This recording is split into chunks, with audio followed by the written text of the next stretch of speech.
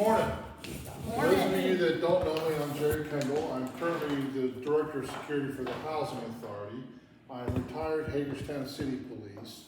I've been doing security assessments, active shooter presentations, all this sort of stuff for the last 25 years. So not my first year. And I'm also, thanks to Connie, I'm now a board member here also for myself. So we'll jump to the here and help. So we're going to cover some of the basic things that you see a lot for active shooter, but we're also going to get a little bit more into depth because everybody talks about the incident, but nobody talks about what happens after the incident, which is the biggest, most important thing to be aware of. Okay, well, a few quick stats, and I love to walk around, so that's the way I work. But a few stats, and this is using FBI stats, not what the news puts out, okay? So according to the FBI, between 2000 and 2018, there were 277 active shooter incidents. When I put this together last fall, that was the last available data. There are obviously have been more. Many, they are always on the news. These are the random acts of active shooters, not what I call thug on thug. Out of those incidents, there were 2,430 casualties. When compared to normal homicides, active shooters are actually very rare. Yes, shootings are very common, and they're getting more and more common. We just had one here in Hagerstown, up here on Cannon Avenue, 2 days ago. Oh, thank God I don't want to get it anymore. All right. There have been incidents in 40 of the 50 states and Washington, D.C. 70% of these shootings occurred in a place of business or an educational environment. So schools, colleges, businesses. Then smaller percentages break down into public spaces like parks, those sorts of things, other places, government buildings. 60% of these incidents, on average, even still, end before the police arrive. Many times it's the shooter will actively take their life at the end of the situation, or they are stopped by somebody else who happens to be there, who happens to be armed, or in one way or another, whether it's a concealed carry firearm or they use an object, and we'll get into that in a little bit. All right. So what we need to do and what we need to understand, there is no definition of what an act. Figure out the way I'm gonna put it. There is no one particular thing to look for when it comes to an active shooter. Every situation is different. There is no common denominator between active assailants other than firearms. But to build this, we're going to start with understanding the definition of an active assailant, and I'm using assailant versus shooter because they do use other weapons. Knives, machetes, they can get quite violent. We have to understand, take proactive steps to identify individuals on a trajectory to commit a violent act. That could be a staff member, or here it could be a client. It could be, those are what we're going to look for mainly. Somebody associated with the organization. Informing the appropriate staff how to identify these people, and we're going to go through some of that. Having a system of notifying, do you guys have like a PA system in the building?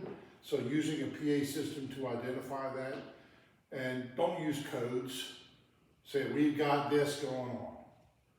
So, and when we get into the run, hide, fight, which is the normal course of action for these, is knowing what to do. So evacuation out of the building, so the run part, which is getting away from the scene. Having a rally point, and we'll get into this a little bit more, having accountability for staff. Making sure people leave basically everything, just get out, but remembering hopefully staff to at least grab their phone.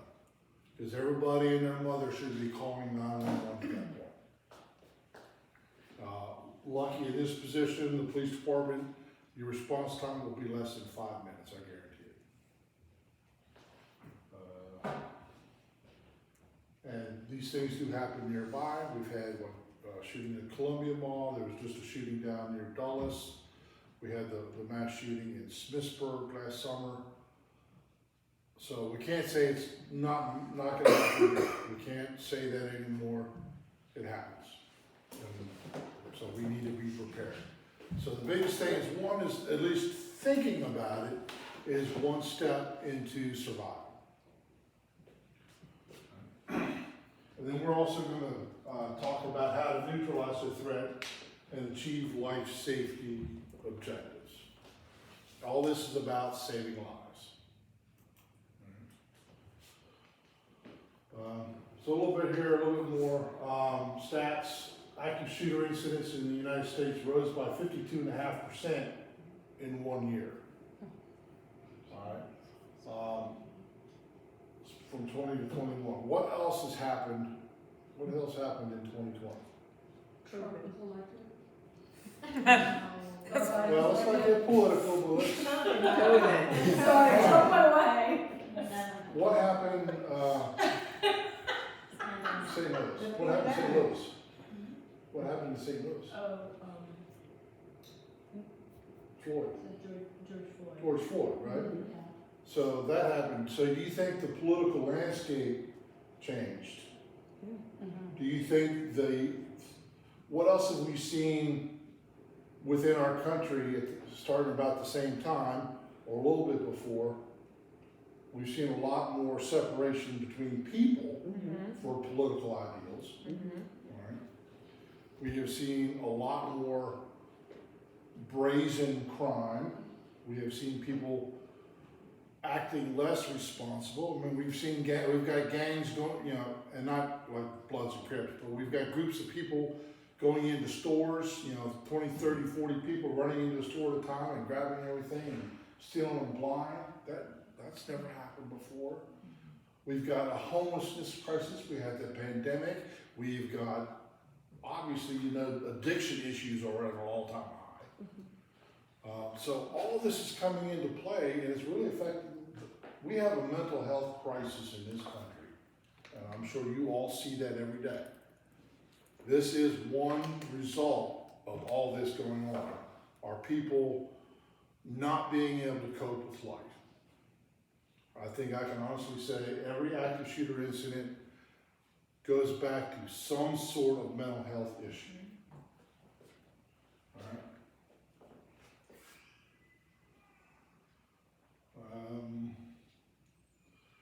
So a few other stats that are good and bad.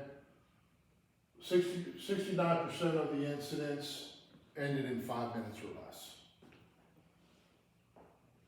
So I just told you HPD could be here in 5 minutes. So what do you think the chances are of it probably being over by the time they get here? Pretty likely. Pretty good, okay?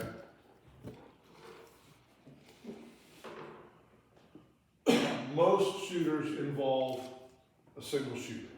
Not always. We've had several. But let's go all the way back to 1996 in Columbine. Okay? Those two gentlemen planned that attack. They put dozens of bombs. I can't even remember the name. I mean, they built bombs with propane tanks, and they carried these into the school, and were setting around the school, and nobody said nothing. There was so many warning signs that was nothing. And then, of course, this was new to law enforcement. It took law enforcement an hour and 15 minutes to get into the school because they're looking at it as a barricade subject, and meanwhile these kids are going around, so we had 19 people killed in, Columbine. Uvalde was another incident where the law enforcement didn't do what they were supposed to do. And, you know, I've seen some of that video in the timelines, and yes, law enforcement did it wrong, completely. It took them an hour and 15 minutes to get into that school at Uvalde last year. All right. Now we're talking about Covenant School the other week. All right. Law enforcement were in there in 5 minutes, and within another 5 minutes they had the subject down. All right. If you read any of those stories, again, obvious mental health issues. But the mental health issues for everybody are all different. And I'm going to hit on that here a little bit. Real quick, just another little bit of breakdown: 46% basic commerce, 24% education, 10% government property, almost 10% are open space, 4.5% residential, 4% in a house of worship, 2.5% healthcare facility, and 15+% happen in more than one location. So the challenges for us and the challenges for you is knowing what to plan for. So since these are all different and there's no pattern, how do we plan? There are certain things that we can do that will mitigate the loss of life. And that's about the best way I can say it. Mitigate the loss of life. Because once it starts, somebody's probably going to die. How do we reduce that number? I don't want to sound bland and dreary, but we're talking facts of life. So things we have to look at, one is the size and the layout of the facility. So looking at this building is weird. I mean, I've been through here. It's how many different uses have been in this building. I mean, before the W House, it was Ted's Rented Center, and then there was something before that, and so it's gone through all sorts of changes. So it is not a building in place that was designed at this point to be a halfway house. You got off hallways and strange corridors and back steps. And so it makes it a challenge, especially for law enforcement, especially when they've never been in here. All right. The population, so you guys have, how many do you have just in this building, say alone? At max? 38. 38 max, all right. So almost 40 people in this building. And that makes it tough too. So, and now when we'll get into some other things here a little bit, like accountability, that makes it a challenge also. All right. Looking at your existing security practices and the ingress and egress out of the building. Do these windows work? Well, you got a big old bush there, so you're probably not going to be able to get out that window, but you can probably get out this one. I mean, they can fall into those. Huh? You can jump into those bushes easily. If it's dire, Dive get out the, into If it's a a bush. dire- There's an active shooter in here. I'll get out of there. I mentioned those bushes 5 years ago in my study, when I did the You assessment. did, I read that study. Okay. He put a lot in that. That was a good study. All right, so preparedness. One, identify. We have to hopefully maybe identify a person posing a potential threat of violence. Say we have to discharge an employee and they get a bit upset. They want to walk out. Do we have some sort of process in escorting them out of the building? Do we allow firearms in the building? Do ladies carry guns in their purses that are staff?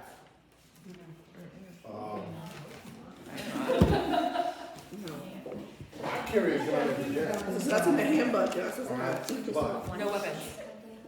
Both sides. do they have one out in their vehicle? Do you think this person, after they're getting discharged, will become violent? We have to think about that. If we think that's gonna happen, do we notify the authorities? We've done that, yeah. Alright, do we need to bar that person from the properties or not? If we think there's some sort of mental health issue, do we notify other authorities? Or when we notify law enforcement, we tell them we think that this person may have this and they may pose a risk. Are we doing that?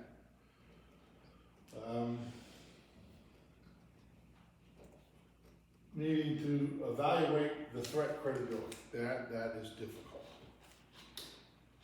Most of you have got, obviously, mental health education and understand these dynamics probably a whole lot better than I do. I can't tell you if a person is schizophrenic or whatever. I can tell you they're batshit crazy. But I can't give you a diagnosis. You don't mind if I get a little colorful in my language?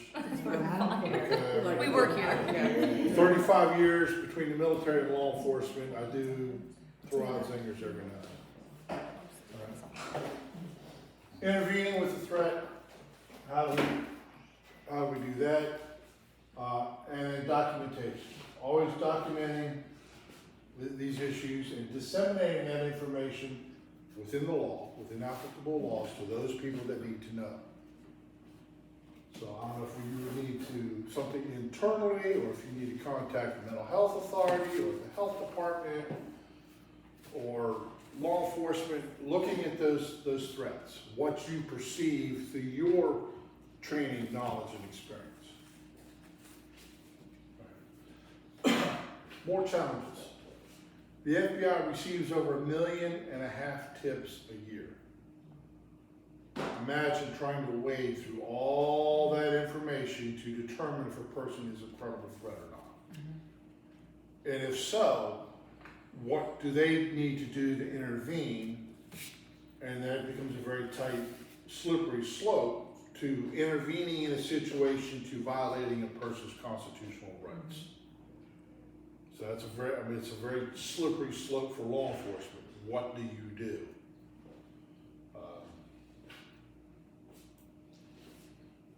So there are some things to look for. Like I said, in the active assailants, there is no profile. There's not one thing that every active shooter does or causes them to do what they want to do.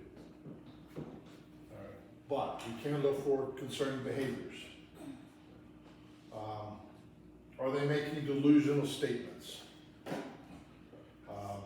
Is there a change in their personality, a change in their work performance? Are they depressed? Suicidal ideations? Have they developed a fascination for firearms or explosives or violent tendencies? What is odd or bizarre for them? Those are some things that we can at least start to look at. Do they have a personal grievance? Is it with a staff member here, or is it in general?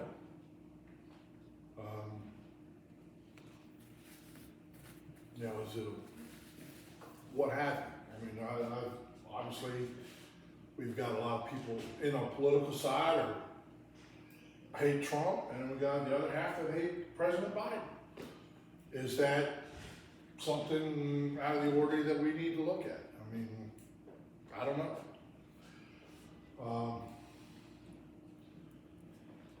Contextually, do they have an inappropriate or recent acquisition of weapons? If it's not their norm. Between military and police, 35 years. I own numerous firearms. I practice with them all the time, but I'm not going to go out and shoot anybody. Interest in explosives. Are they getting on the internet looking around? Are they looking at things? Or are they developing a fixation on previous active shooters? Are they looking, history, what others have done?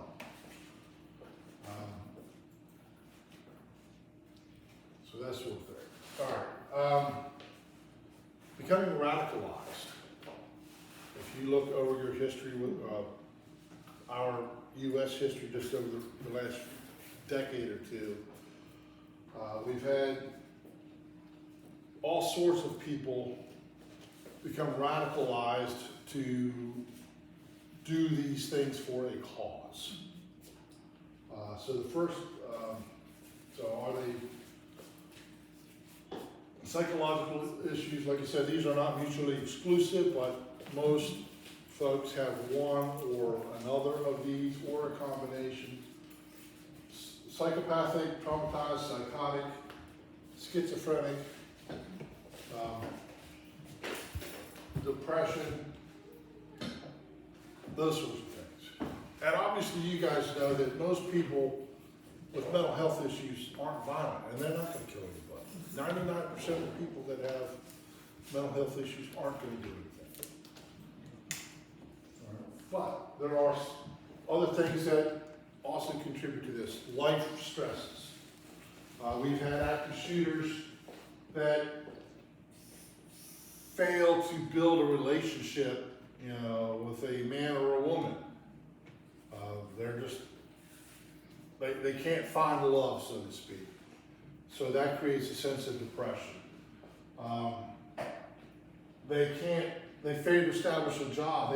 They can't build a job or a career. They bounce from job to job to job. So they can't identify with a job because they can't keep it. So they can't find love. They can't find a job.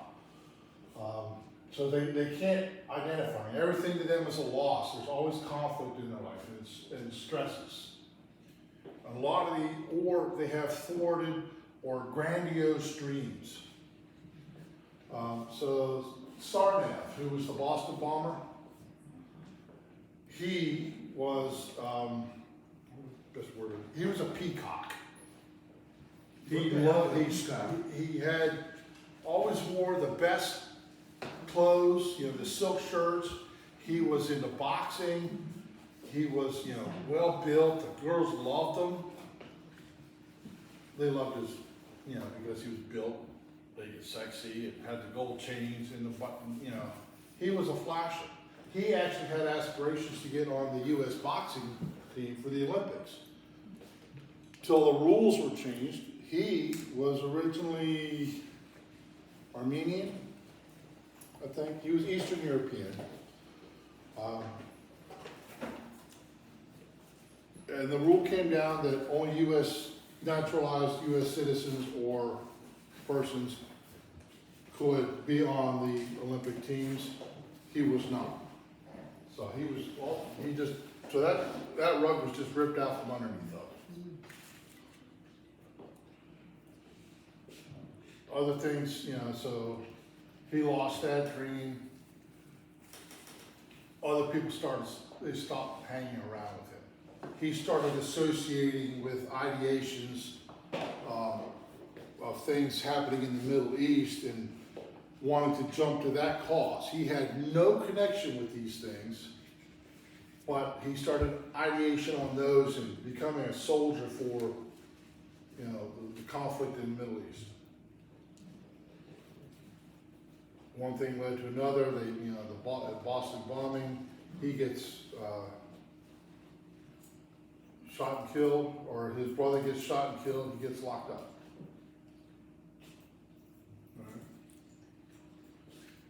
So the role of violence. Violence is the path to them feeling different things. In this case, many cases, violence starts them on the path to gain the feeling of power or the feeling of revenge, getting justice for something, even though they may not really be connected. They want to go from nobody to somebody. From the powerless to the powerful. That's where they're at in their mind. So we have these different types. We have jihadists, white supremacists, the zeros trying to be heroes, the ideologists, and somebody just in a search for personal significance. Or this type of shit. Not to say that they're not just mad at somebody, but we're looking at all types. So personal justification, mentioned it a little bit here already, they have no love life, or no, they can't build a job or career, they can't stay anywhere. In this particular case, Lyndon McLeod, he was at a shooting in Denver. I believe he was the one with Representative Giffords at the supermarket in Colorado. He was a victim. People have done him wrong. Couldn't get a girlfriend. Nobody wanted to be with him. No love life, no job. Then there's George Sidoni and Scott Byerly. Again, they were rejected by women. They went after women. They even hired prostitutes, and prostitutes wanted nothing to do with them. They were just that bad. For vicarious reasons, a distant cause that does not affect them. Cameron and Sarneff, all right, the political actions in the Middle East. Timothy McVeigh, he was angry at Ruby Ridge in Waco, Texas. So, those were his allegations. Timothy McVeigh obviously killed 168 people. Fictional justifications. Dylan Roof, shot in the church in South Carolina. African Americans are waging a war against white people. Women reject me, all women deserve to die. Elliot Rodger, he was the shooting in Isla Vista, California. All right. Timothy McVeigh, anti-government, all government employees are legitimate targets because they work for the government.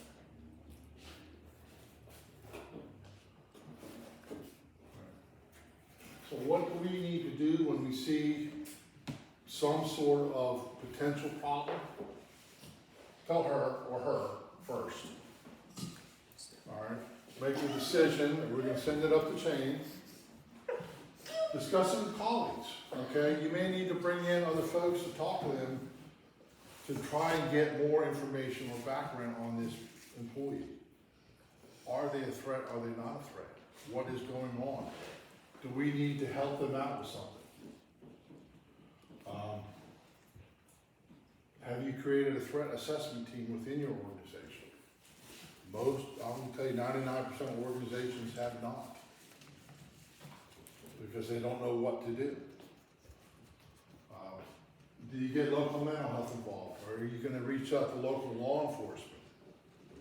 These are some tough questions to ask. How far do we go with this in working with a person or identifying potential issues with a person before we can, come to a conclusion on what may or may not be going on? Not an easy answer. Management responsibilities. All right. Things to think about. Post-evacuation routes. If something happens, where are people going? You gotta do this. Why? Because we need to account for people. So, and you guys got a rotation of, clients throughout here all the time. If you have to evacuate in a situation, how do you do accountability? How do you know who's safe and who's not? Very important. Having floor plans near the entrances so people can see how to get out. Walking through these plans. If something were happening out in their front office right now, what are you gonna do right now? I'm gonna be dead because I'm at the front desk. Well, right at this very moment, you're sitting right Oh, there. right now I'm good. But sitting at this very moment, I hope we'd be opening up that window and I'd be throwing every one of you out that window. But where are you gonna go? You need to have a muster point. You need to have somebody to take care of accountability. You gotta know where your people are at. All right? When you build a plan, share it with local law enforcement. So that they know. They'll probably just file it away somewhere, but they'll have it. All right? Encourage active shooter training. Something like this, obviously for staff, but doing something informal with the clients on a semi-regular basis, you know, once every 6 months or once a year or something. If this happened and you're here, what do you do? You know, if you're in this room, you've got one thing to do, but if you're in your office, what do you do when you're in your office? Or if you're upstairs, you know, where the girls' rooms are, what do you do? Or if you're in the kitchen, what do you do? You're in the front room, what do you do? Those are kind of things that we have to put through our head. Oh, well, I'm dead. Well, anyway, get out. Barricade the door. So, Barricade the door, lock stuff in and put stuff up against the door. well, and we will get into that. I should really put up towards the top is foster a respectful workplace. I've been in a lot, and I'm sure this is, because I know Kylie, but I have been at other places where management treats employees like things or robots. I mean, you are strictly a body there to do a job. I don't care who you are, you just do your job. If you don't do what I want you to do and you take a break for 2 minutes, you know, sitting there and you start talking to somebody, I'm gonna fire you. I've seen those jobs. I hate to say it, but there are several larger employers around here that do that. Amazon, FedEx, what's the bookbinding, like Phoenix Color, they were like that, you know. They'd have a guy clean it up and he'd sit there with his broom after cleaning something up. What are you doing? You're lazy, you're doing nothing, you're fired. Just like that. There are jobs like that. So they don't create a respectful workplace. You know, bosses think of people as, you're here to do your work. I don't respect you, just do what you're gonna do. Employee assistance program, do we have one? I'm asking Kylie, do we have an EAP?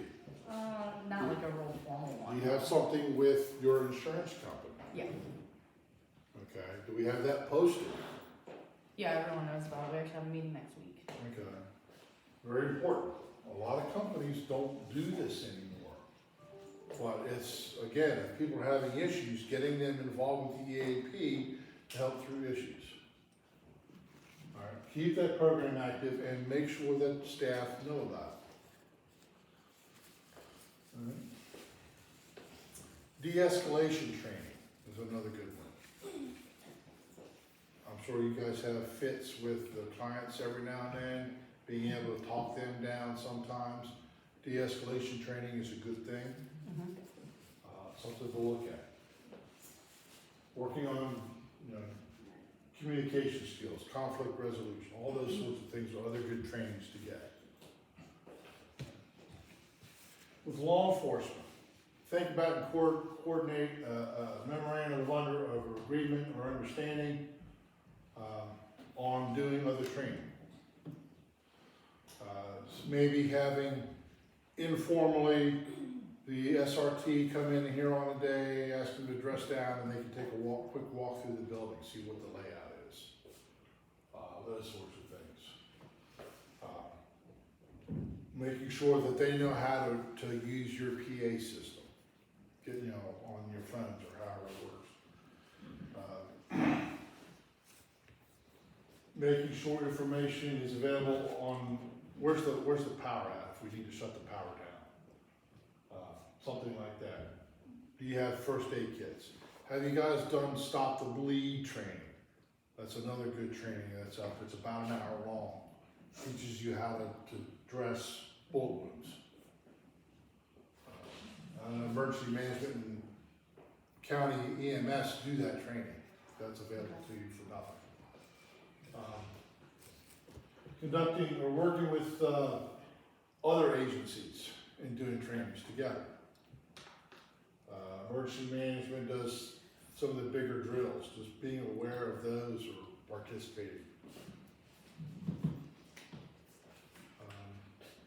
Creating a plan. All right. one, obviously providing the training, awareness training, visual aids around the doors, so you can go on to Homeland Security and FBI websites, look up active shooter, and they've got different just pamphlets or different things you can put up next to doors, tell you what to do about run, hide, fight as a reminder, putting up by the doors maps of the building on egress, how to get out. Obviously, like on the first floor, putting windows, those sorts of things. Getting training in first aid. And remember, and this is specific, I did this more for us in public housing, but ADA. We have people in wheelchairs, walkers. What do we do with them? How do you evacuate them if you got, or do you have a staff member that just can't walk quickly? What do we do? Are we gonna leave them behind? Are we gonna carry them? What do we do? I can't tell you. That's a choice that you gotta make in the moment. All right. So I've got a couple videos. So one of them is almost 30 minutes, Kylie. Do you want me to do that one or not? It really covers the run, hide, fight the most. I can email that one out to the team too to watch. Okay. That'd be okay if you wanna do the other ones. All right. Cause that's easy, cause if you send this to me, then, that Right. would be fine. All right. So what we're talking about in run, hide, fight is one of the 3 strategies to get safe in an active assailant. Obviously, there's something going on and you can run, get out of there. Go to your muster point, which for here, I would probably say if they could run up to the other house, that would be a good place to go. It's up and over a few blocks, it's over far enough where it's safe. Hide, finding a place to hide, out of sight, but only long enough to hide from the shooter until you can get to safety. So you're not going and hiding forever. Hiding is only long enough until you can get to safety, until you can run. And fight. Fighting, and pardon my language, if you were in a situation where that active shooter is right there, and you've got to fight for your life, you fight like you're getting on Noah's Ark, you're the third monkey, and it's starting to rain. All right, I'm sure you guys have heard it. You fight.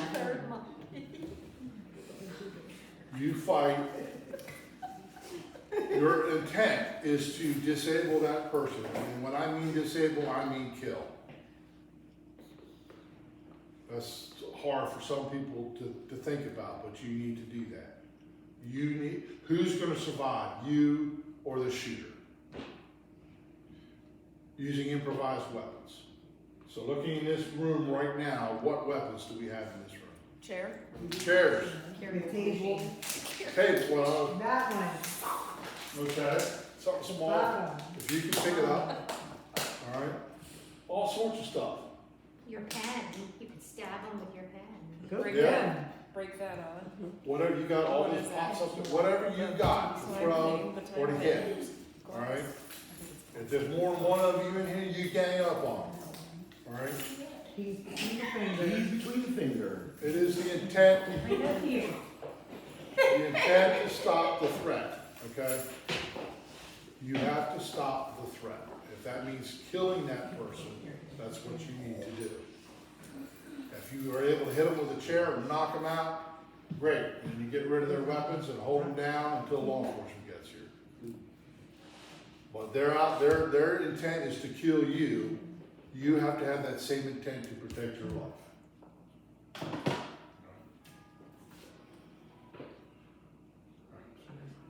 So there is no best response. Hiding under a table, not your best response if you had the opportunity to run. Let me go back here once.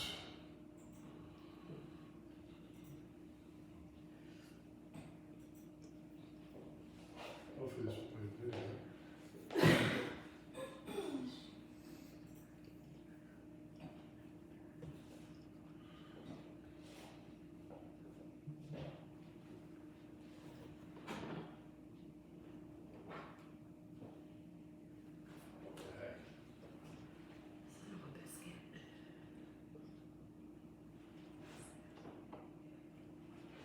he wants to play.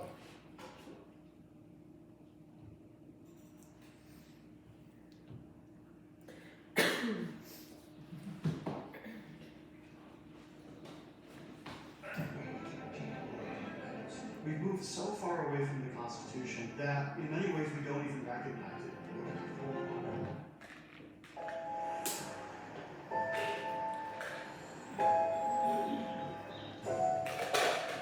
It doesn't feel like just another day at the Whoa. office. But occasionally, Be up over here. life feels more like an action movie than reality. The authorities are working hard to protect you. I'm not sure how to. Have a problem. Yeah, I don't know why that's not showing on your screen. You have to get out of your PowerPoint. Just trying to provide you with entertainment while this gentleman is taking a video. You asked for me to sit here. There we go.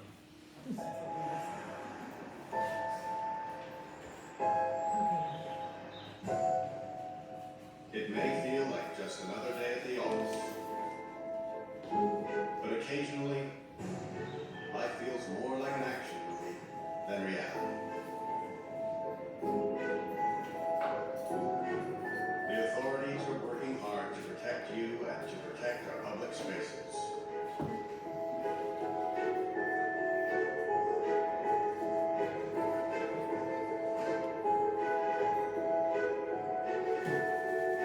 But sometimes bad people do bad things. Their motivations are different. The warning signs may vary, but the devastating effects are the same. And unfortunately, you need to be prepared for the worst.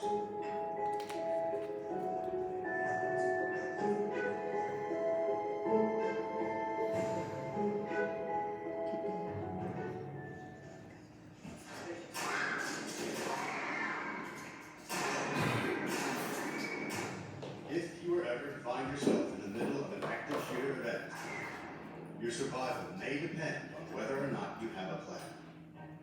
The plan doesn't have to be complicated. There are 3 things you could do that make a difference. Run, hide, fight.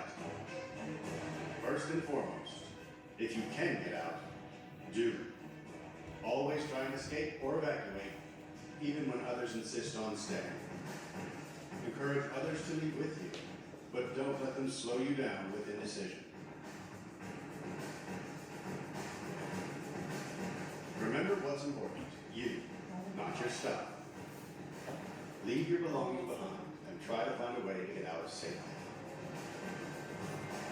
Trying to get yourself out of harm's way needs to be your #1 priority.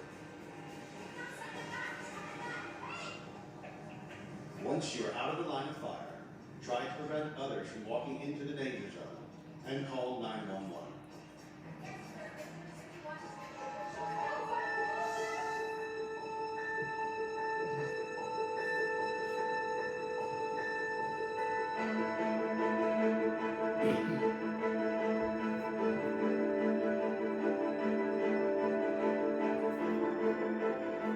If you can't get out safely, you need to find a place to hide.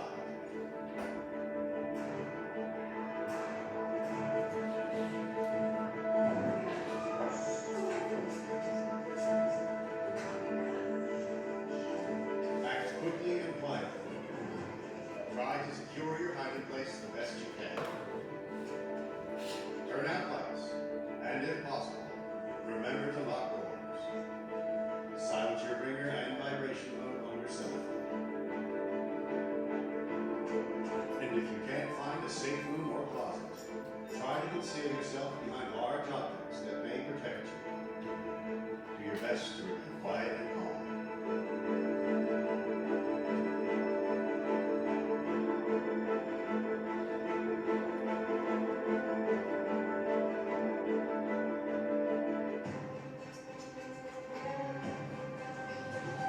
As a last resort, if your life is at risk, whether Join together as a group.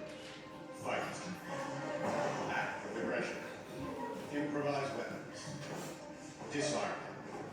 And commit to taking the shooter down. No matter what.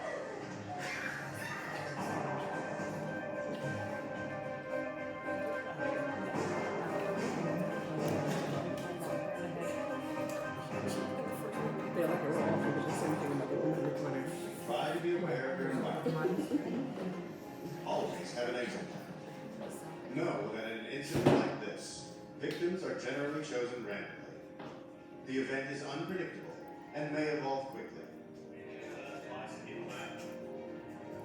The first responders on the scene are not there to evacuate or tend to the injured.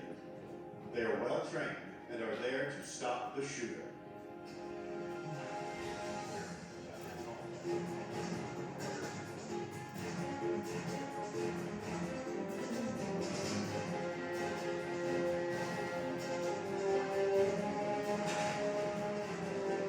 Your actions can make a difference for your safety and survival. Be aware and be prepared. And if you find yourself facing an active shooter, there are 3 key things you need to remember to survive. Run, hide, fight.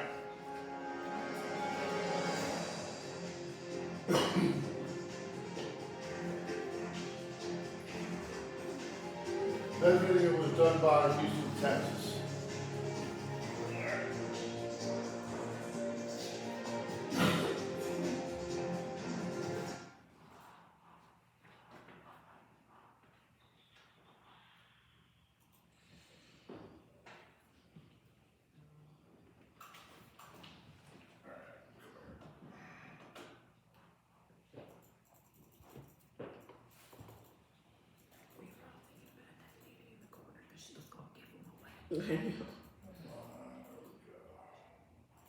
I'll knock her out a little bit. Just have to be like, oh, shut up. I'm just gonna let you know, I'm not cutting the power because I would be locked in my office hiding with the power boxes. So a couple other things that they mentioned in there. One, they say commit to the act. I'm telling you, your commitment will be to stop the assailant. When you're evacuated, and all right, when they did mention about turning your phones off vibrate. Why did we mention? Cause if you're hiding and it vibrates, Yeah, it's gonna be. right, you can Everybody hears hear it. that. All right, if you're coming out of the building and law enforcement are there, come out, the first thing law enforcement are looking at are your hands. Okay, So they that's shoot what the officers are looking at. They're looking at hands. They're not looking at faces, they're looking at hands. Do you have a weapon in your hand? All right, hopefully you're running out and you put your cell phone in your pocket, but if you got it in your hand, make sure you got it like this. All right, so they can see your hand.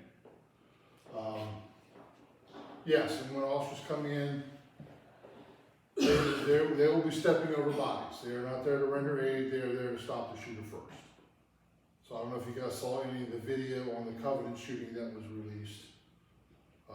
That person was, law enforcement were in there and big bang boom, all right, 3 shots, that person was down dead. That person was wearing a bullet resistant vest too, if you noticed any of the videos. All right. Make sure you get out, make sure you get to a rendezvous point, make sure you call 911 as soon as you can get to a safe space. People act differently. We're gonna talk about the fight or flight syndrome. There's a 3rd category of people. Those are those who freeze. They just panic and they lock down. That is a situation you guys have to deal with. Are you gonna get out? I mean, if you can drag the person and they will eventually come, great. If they freeze up and lock and they are not gonna move, what decision do you make? Do you leave them there? Oh, yeah, Yes, All right? yes, But it's your best friend. I'm leaving you. I'm sorry. All right, people act differently in situations. That's why police officers, the police academy now is 8 months long. And they're always practicing doing these different scenarios to train. So that when a situation occurs, their training takes over. They don't think, they react. Most people don't have that. Military people are the same. They are trained to react to a situation, to deal with that situation. Without training, people can freeze. All right.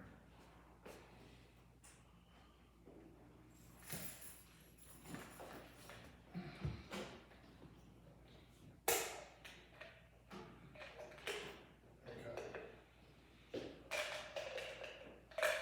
So, persons present can run away from the shooter, seek a secure place to hide, and run to safety when they are able. So you hide temporarily until you can run. Alright. Most instances, a person may need to hide before they can run. Mental rehearsal of scenarios. So when you're just in your day-to-day, take 5 seconds. If something was happening in this room right now, what would I do? Would I go out here? Would I go out the window? Would I run out the door? 5 seconds, and then later on, think through another one. That is training. You are training your mind. You are putting building blocks. You're creating circuitries, a little bit of a program in your brain. So if something happened, oh, I thought about that, and you act on it. It's not hard. We are living computers, and putting that little file away, we'll remember it.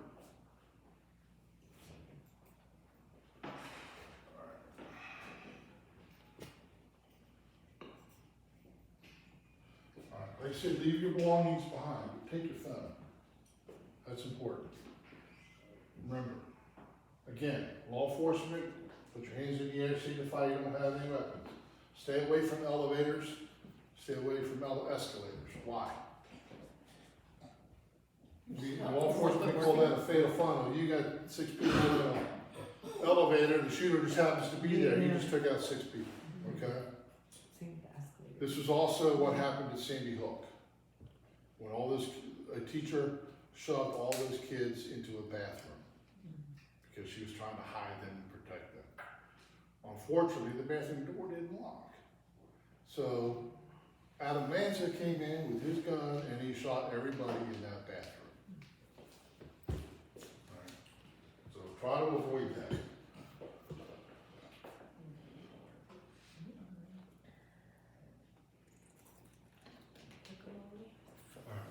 Locking doors, hiding, if you got windows and doors, have curtains available for those. One thing that has been shown with active shooters is if the shooter cannot see you, they don't shoot you. So if you got a locked door and they can't see you, that's something that's holding true right now, knock on wood, that if the shooter can't see the person, they don't shoot. So that's why when I went through all the schools in the city of Hagerstown, and the biggest thing that I had to go over through was every school classroom door has got a window. Cover the window. Have something to cover those windows. If you don't have, obviously you don't have in your office, that's great. But that's just something else to keep in mind. If the shooter is nearby, you've got to be quiet. Can't have anybody crying or freaking out because he's going to hear it and then he's going to go after that sound. Always be looking for avenues of escape, and again, ad hoc weapons, chairs, pencils, pens, scissors, whatever you've got lying around that you can pick up, and you can use fire extinguishers on the wall. Anything like that. All right. When you can do so safely, communicate with law enforcement, 911. And the 911, I will tell you, when you guys call 911 and you say there's an active shooter, you will have every city cop here, you will have officers that are probably on the radio at home on their day off.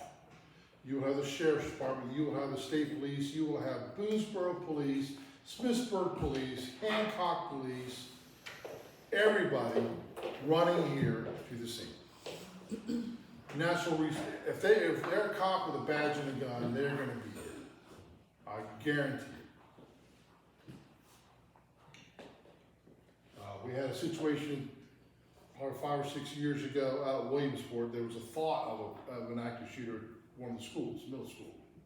It turned out it wasn't, but that same scenario. Every cop in the county responded. there must have been 50 cops that showed up there, at the school. Alright, so again, remain in place until a law clear is given by law enforcement, that's why they need access to your PA system. But be careful. We don't want the, so far they haven't done it, but nothing says an active shooter won't get on your PA and say, it's okay to come out now, boys and girls. They will identify themselves as law enforcement. Alright. Train how to lock down an area. Put a checklist on your doors. Active shooter, lock the door. Do these doors lock from the inside? No. No. Something to look at down the road. The bedroom doors, do they lock? The office Can't. doors, do they lock? Office doors can lock, but any client doors are not allowed to lock. So bathroom doors can't lock. Okay, bedroom is doors can't that lock. a fire code or is that? Carf. Huh? It's a CARF requirement. Okay, so you gotta follow their requirements, and I can see why. But the office doors lock. But where you can lock. Codes and requirements come first. But can you provide the girls like a door wedge or something to stick under the door? Is that legal or not? So you have to, something so that they can't barricade themselves in the room, is that what it is? Yeah. Okay. They'd be able to move their beds, but if something happened, but you just can't give them anything that would allow them to Well, barricade and themselves. I get that, and that might be something to protect them in the event of an Yeah. incident. Alright, and certain emergency numbers are available at all phone locations.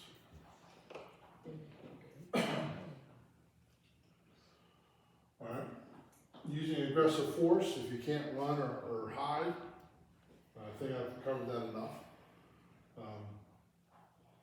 How a person chooses to respond is up to them. Like I said, every person is different. Every person will react differently. Alright, so what will you do in the event? That's what you have to think about. Alright, so like when first responders come, they're coming into the building, they're looking for that shooter or shooters. That is their first job, is to eliminate the threat. Stop the threat, by whatever means necessary. Alright? They may issue you commands, tell you to do something, to get down on the ground, put your hands out, whatever. When they're coming past you, make sure you are not the bad guy. But then they're gonna go right past you. They're gonna be stepping over bodies if they have to. Again, they're going looking for that threat. As they proceed in, EMS will start coming in behind them in what we call a warm zone, where we know the shooter is no longer at until that shooter is taken out. Right. So this is for management. Section 5A1 of OSHA, 1970. Each employer shall furnish to each of its employees employment and a place of employment which are free from recognized hazards that are causing or likely to cause death or serious physical harm to their employees. Simply put, this is the general duty clause of OSHA. So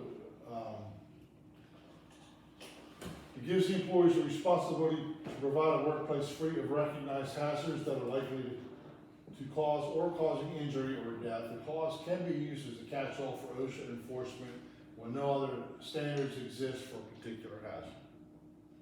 Just saying, that's out there. So, doing your best at mitigating or planning this, doing an emergency operations plan is the way to get around this.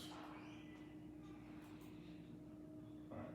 So your EOP needs to have, obviously, your roles and responsibilities. As the executive director, and don't use names, just use titles or positions, because people come and go. The executive director will do this. The clinical director will do this. This person will do that, or responsible for this, or responsible for that. So, Kylie, everything's not on your head, but you need to farm it out and see to that things are complete. So your EOP will obviously list roles and responsibilities. You'll have access and staging, so one line will be in the event of an active shooter situation, the rendezvous point for staff, or the rally point or muster point, whatever you wanna call it, will be at such and such address. Every person with a cell phone will need to contact 911. If there's an account at front desk, you've probably got accountability of everybody coming in and coming out. That may be the person responsible, and then a secondary person responsible to grab that list.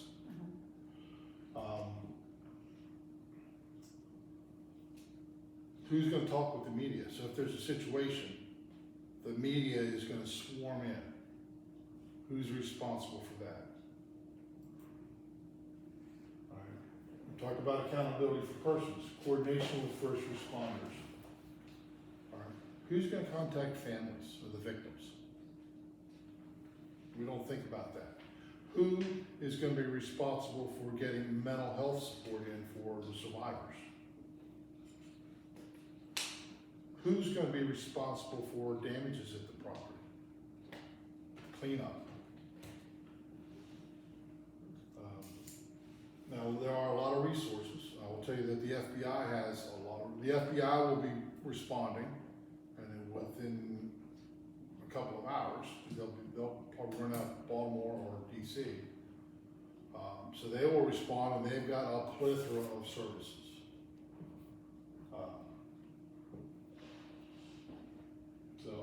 Other healthcare. Who's going to be responsible for working with the families of survivors?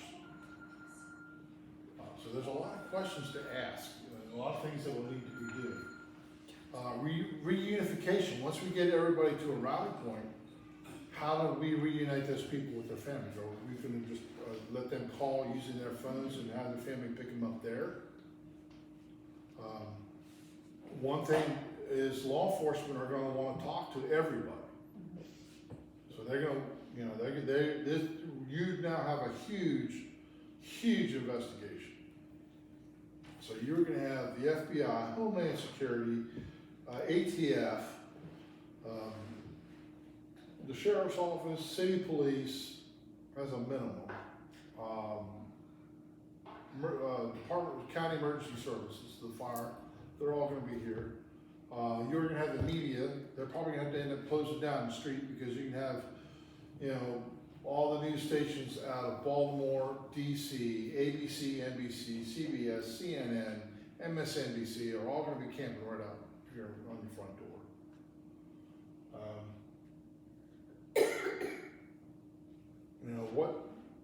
What services do we put in there for the family members? They're going to be distraught and freaked out too. So all that mental health services we're going to need for the survivors and survivors' families.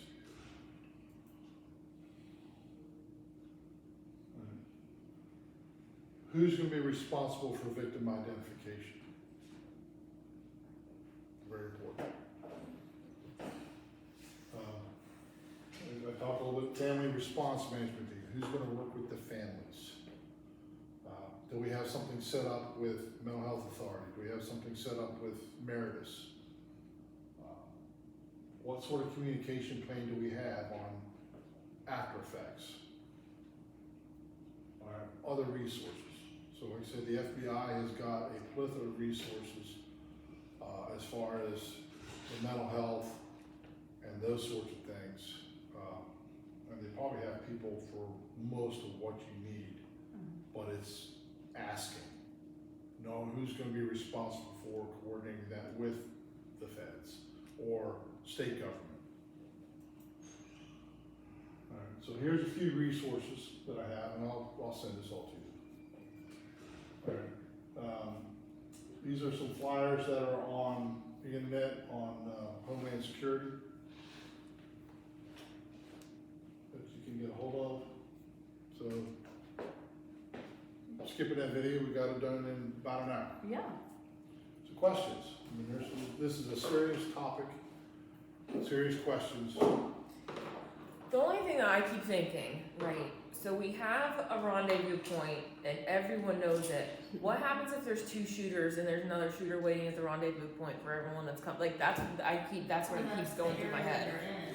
That's what I was thinking. Yeah. Or I was thinking if we send them back up to our Potomac, like what's to say the shooter didn't come here because they're a pissed off client, and then there's a client that's It ticked could off be. and knows that we So have. then- So I just don't think one of our houses. So is- using that you just logic, don't know, you know, I mean, so using that logic, do you wanna go over here to Fairgrounds Park?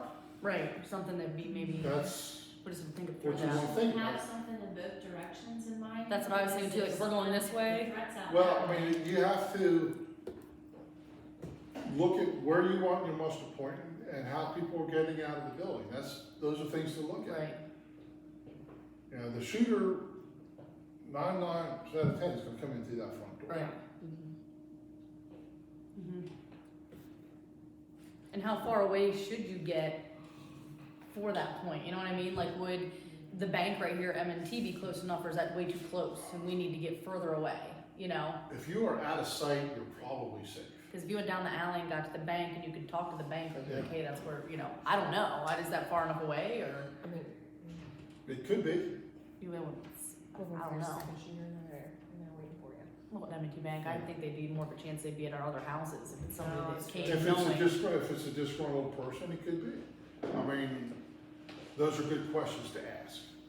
I mean, we obviously won't know that, but I wouldn't wanna take us into harm's way if we go back up to one of our houses that, Yeah. hey, who knows, potentially somebody, you know, we've had fires set up there, so it's not like So maybe you wanna use the something bank, different, yeah. or the park, or, And then probably just right across the street's just a little too close. yeah, What that's if way we too went close. behind ABC in their back parking lot, in the very back of it? Still a Maybe little, Right, the, walk down the street this way. Convenience go store down up the here, alley. Fairground, yeah, then it's like the that could same be another distance. place too. Yeah, just have to think about like, if everyone has their phones, you obviously can start communicating. But, yeah, just have to think about that. So, yeah, so it's really at this point, it's thinking about evacuation, so you want a muster point or muster points, Mm-hmm. accountability. And then, of course, thinking about the after effect. Yeah, the incident itself is the most terrible, but you're gonna have weeks of stuff going on afterwards. Especially the first couple of days. Mm-hmm. Like I said, you're gonna have every law enforcement agency and their mother here. You're gonna have all the media here. Because if it bleeds, it leads. That's the way the media is, we all know that. You're gonna have EMS here all over the place. You're gonna have the entire neighborhood coming out afterwards and gawking. So those are things to keep in mind. So all right, and then what do you do with operations? Because for a while, this building is gonna be a crime scene until you get it, till the building is released by law enforcement, and it could be several days. And then you're gonna need to do cleanup. So you could be literally a couple of weeks before you could bring staff back into the building. Mm-hmm. What do you do?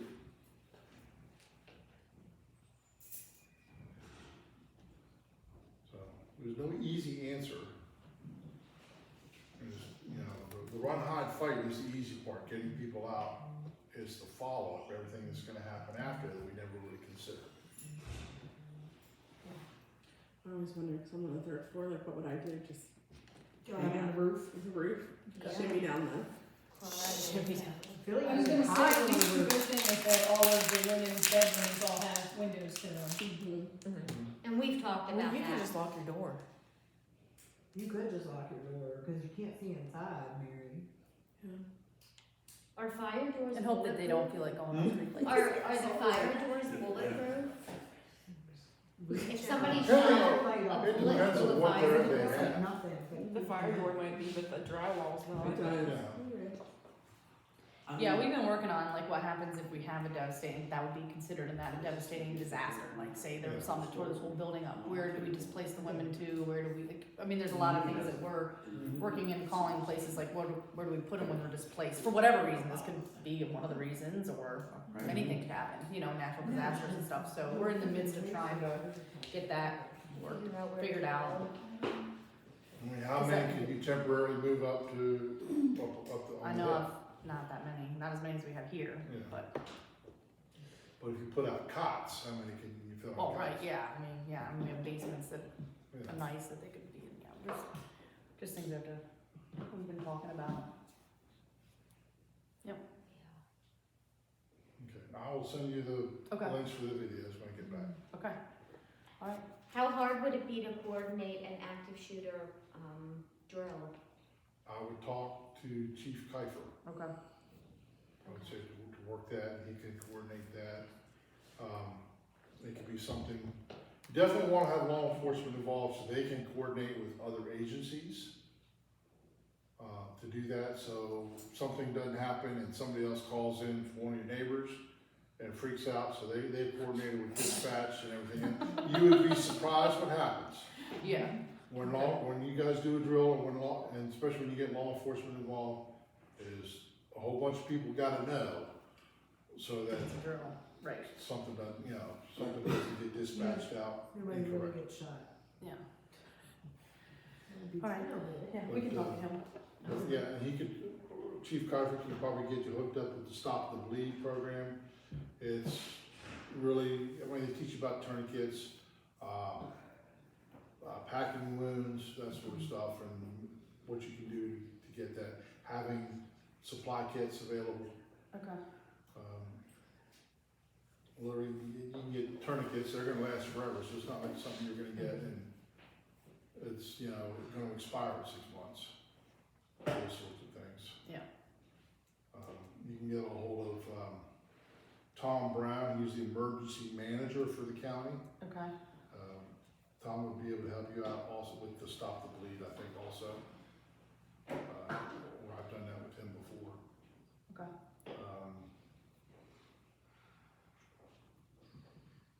But just, having the conversation is really the most important thing. yeah. Yep. Alright, well, thank you guys. Thank you. Thank you. Thanks.